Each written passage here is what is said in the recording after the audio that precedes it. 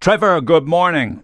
Good morning, Lee. Last year, way before the summer, you wrote the most beautiful piece of prose about your summers as a child in Cork. Little did you know that here we are with yet another summer and God knows who's going to take us. It's beautifully written, though. Tell us about your summer all those years ago, or summers, I should say.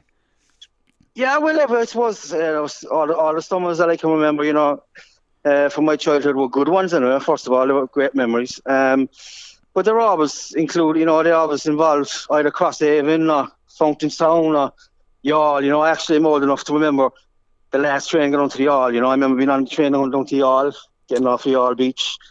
How long ago are we talking about here? Oh, God, I suppose we're talking around 47, so I suppose you're saying, I'm talking back maybe when I was 8 or 9, I can remember that far back. Just trying to work out when was the last train to Youghal. Were we talking about the 70s, early 80s maybe? I'd say we're talking maybe late 70s. Late 70s, around about maybe the early 80s even. And was it always the train to Youghal? Did you ever get a bus, or was it always... because we used to get the bus into, I think it was Fountainstown, maybe Hartstown, but I remember coming down the hill on a bus. And you could see the beach as you were coming down around the corner on the hill, That was Crosshaven or Fountainstown, but to Youghal it was always a packed train, was it? Oh, jammed, yeah. It was always a packed train, absolutely. Everybody getting away from the city, And back then, there was nobody travelling abroad, if you heard of anybody going away on a plane, you thought they were millionaires or something, That's right, it was very few, yeah. And you were few. Yeah, and that was totally normal then, it's you describe it as being something that would be thought about as a kind of a runner-up prize now, but for you, that was... Yes, I mean, they call it a staycation now. I mean, people talk about going to Crosshaven now and Fountainstown, they kind of look stupid at you if you said you were going off your holidays, I mean, holidays nowadays is Lanzarote or Cyprus or Greece or whatever, That's but right. I mean, back then, everybody I grew up with, that was the summer holidays. I mean, we'd get on the bus below in Parnell Place, or we'd get on the train and we'd head to Youghal, we'd head to Fountainstown, to Garrettstown, packed lunches, picnics them, of course. Picnics were all the rave back then, which I don't know, I don't even know, do people actually do picnics now, So it would be the bucket and shovel and the what would you eat? Sandwiches. I mean, my mother would make sandwiches. She'd make ham sandwiches, or thinking back, strawberry jam and 2 slices of bread. But they were the sandwiches. A flask of tea, of course. And then you would always end up getting a little carton of chips. At a chipper by the seaside. That was our picnic. You find a little spot in amongst the long grass, and you'd sit there and fantastic. They were great days. Tannour, I suppose. Happy days. Red TK or whatever you got your hands on. You didn't care. Whatever you could get your hands on.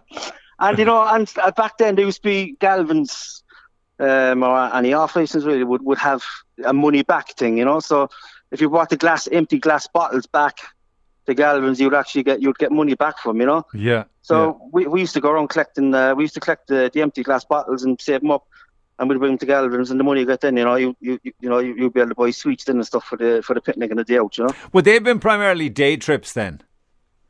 They were day trips, yeah. They were day trips. I mean, back then the summers always seemed sunny days.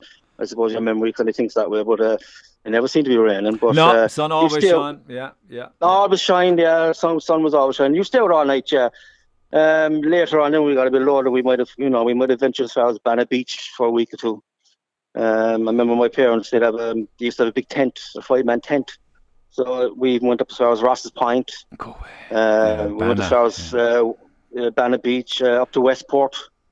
That was being very adventurous then, Westport. Was that on the bus or a train or in a car? No, that was in a car. I mean, we had an old Fiat 127. Jeez, that was small. Back. It was a baby blue Fiat 127. Some other sort of a Fiat then maybe it was a bit bigger, but so in Youghal you'd have had Perks, and I guess of course in Crosshaven you'd have had Pipers, wouldn't you?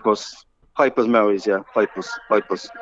And I remember Perks was at, as you came into Youghal, it was on the right hand side. There's an apartment block there now. That's it, exactly. That's where Perks was, and they used to have this big slide, so you'd go up to the top of the slide and you'd slide all the way down. It was fantastic. Yeah. And there was bumper cars and there was aeroplanes and of course. And there was they had the haunted ride, the haunted train. Yeah, the ghost train. That was the best one in Cork. Ghost train, yeah. What about the candy floss? Through the doors. Did you have that as a kid? Candy floss, yeah, absolutely. And 99 ice cream and all those kind of things, yeah. And this was way before any mobile phones or smartphones or tablets or, back then the computers were the size of a big television, I mean.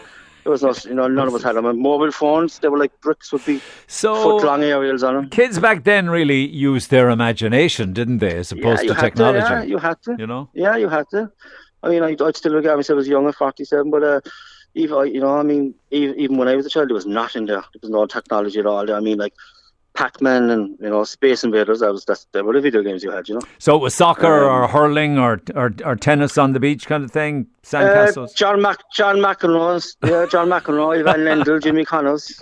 We'd make out a square on the beach for a tennis court, and we'd play tennis. Oh my God. And we'd have the old stringy rackets, so you're getting kill goose. And we'd pick up the packets. We pick up the bags and sweets and stuff in Nosy O'Keefe's at the end of Shannon Street. Oh, God, I remember Nosy Keefe's. My mother worked in Nosy Keefe's. It was her first job, actually. Did she? Yeah. Yeah, first job, yeah. She was very, very young. Yeah, so the train pulling it to Youghal, that must have been an incredible experience because you could smell the sea, I suppose, yeah? Yeah, and you could see everybody on the beach. You could see people running. And it just was like everybody was just getting off to get on the train and just ran mad down the beach, And it was carefree and safe, wasn't it? Absolutely carefree and safe, and if you fell, you were told to get up and get on with it. If you fell over the wall or if you had a scrape in your knee, you'd just be told, "No, come on, get on with it, you'll be grand."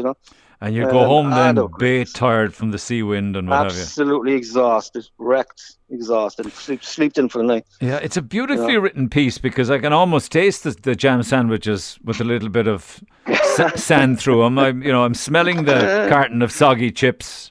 I see your man with the flask of tea. We all had that as kids.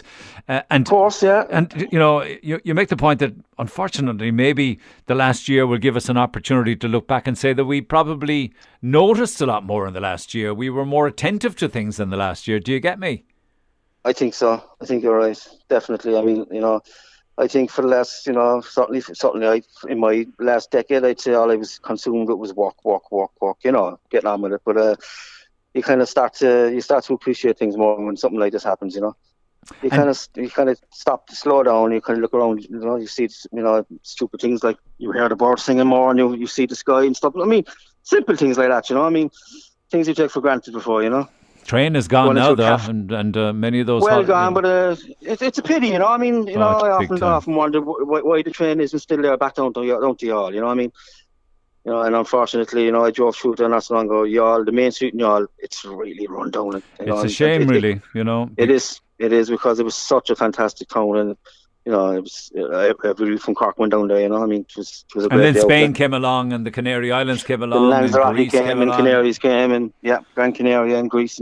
But last year was a fantastic year at home for people, and businesses did really well in all those locations. They really did. They did, yeah. And hopefully this summer. I mean, obviously we probably won't get the opportunity to go away, or maybe later on in the year. But I think if everybody start to go back to these places, I mean, Crosshaven is a fabulous place. I mean. Garrettstown, Fountainstown. I mean, all you need is a beach, Neil. There's nothing better than walking on a beach, even on a Sunday afternoon. It clears the head and everything, And do you mind me asking, have you kids yourself? I don't have kids. No, I don't. Yeah. So imagine people listening to this who have kids will end up just going away after our conversation, telling their kids how their childhoods are very different. Yeah, I think so. Yeah, because I actually put the piece up on a site there on Facebook, Old Photos of Cork City and County, and I got a good reaction. And a lot of people brought back a lot of memories, Everybody can relate to it, they really can. Yeah, they really can. Any ideas what you're going to do when you get a bit of freedom? I tell you what, the first weekend that we're able to actually go, I'm going to get into the car and I'm going to drive down as far as Castletown Bay, and I'm going to sit on the wall below there and just look over at the ocean, just so I can get it, just say that I got away, For as long as we can get away. Drive up to the Iries or Allahy's and have a look around, because as I said, it's only now that you start appreciating what's actually on our doorstep. I mean, we've some of the best scenery in the world in West Cork and stuff, Yeah, so, and let us all be reminded of that over the coming weeks when we get a bit of freedom to go to your Crossers and your Fountainers and your Youghal and what have you. And I hope people will start coming back to Fort as well and stuff, because they could badly do with the support now, especially reading about the struggles and the troubles they're after having. And you see yesterday the statistics that come out to say that 0.01% of cases were related to outdoors. I think Fort definitely could have been left open, and could have been monitored, and people could have safely manoeuvred around the park. Well, what's wrong with a trip to Fota with a few jam sandwiches? What's wrong with the jam sandwich anyway? And a bottle of TK. Fantastic, great days, never forgotten. All right, well listen, thanks for sharing, Trevor. Thanks so much. No problem, Lee. Mind yourself. Stay safe. All the best.